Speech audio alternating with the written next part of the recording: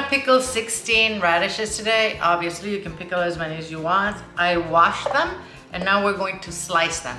You can quarter these if you prefer, if you don't wanna go through the whole slicing thing. I'm gonna slice them, I like them better, but it's up to you.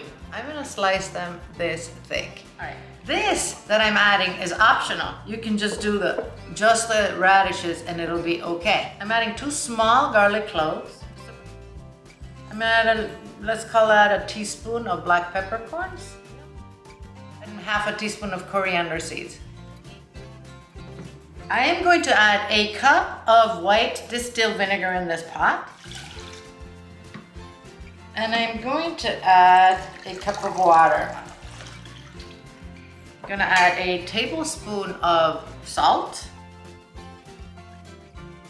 If you don't wanna use sugar, don't use it. I'm gonna do a teaspoon of sugar to balance the acid. We're gonna heat this and stir it until the sugar and the salt are dissolved.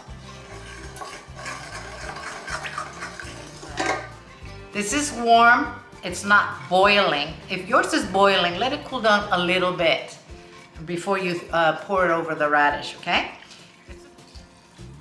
All right, I made too much, so I'm going to go ahead and slice a little more radish and put it in.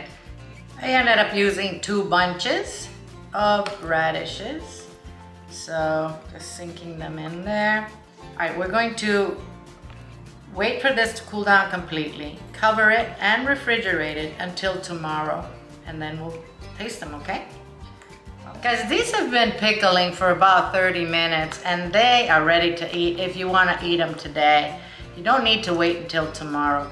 I'm going to leave them, as I said, until tomorrow overnight, but if you want to eat them now, they are perfectly delicious. Oh yeah.